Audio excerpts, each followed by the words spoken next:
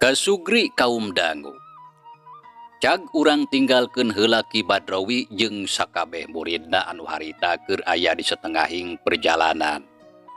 Rek ngajugjug ka lembur Sindang Sari. Dina waktu anu sarua, di jalan satapak anu berasna ka pilemburan aya saurang jajaka anu harita keur lempang ngalenghoy ka tempo bangun capek. Buntelan leutik dijingjing ku leungeun katuhu.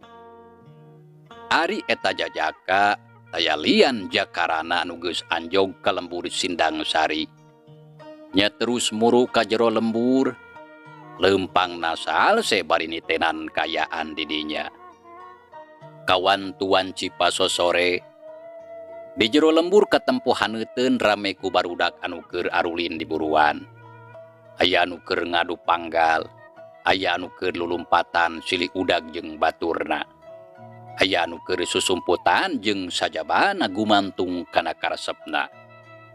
Di hareupeun imah, loba awewe anu keur dariuk digolodog bari ngarobrol. Tapi aya oge anu bari silih siaran ngalakutu. Jakarana tuluy lempang. Tekung silih lagok anjog ka pelebah warung. Nya puguh bungah lantaran awakna capek hayang leureuh. Beuteung geus karasa lapar ku kurubukan menta eusi. Kawan tu ti kamari acan bisa kararaban sangu. Nya ukur kitu we ngadaharan pupucukan jeung bungbuahan anu pareng kapanggih di jalan. Jakarana geus teu loba mikir. Gancang harita asup ka jero warung. Katempo di dinya aya sababaraha urang jalma anu keur dariuk bari ngobrol. Silih tempas jeung baturna.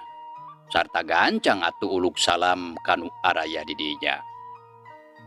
Assalamualaikum. Ceuk jakarana uluk salam kadenge sorana menelentong. Waalaikumsalam. Mangga linggi Ujang.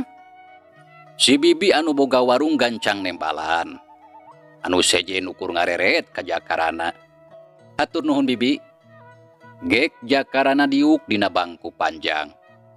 Teu jauh ti dinya aya lalaki tiluan anu keur ngobrol.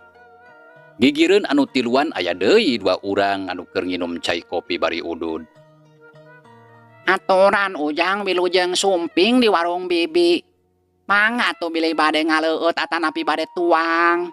Mung tos bade sareep ieu teh margi tos sonten. Mung kantun anu kieu we saaya-aya.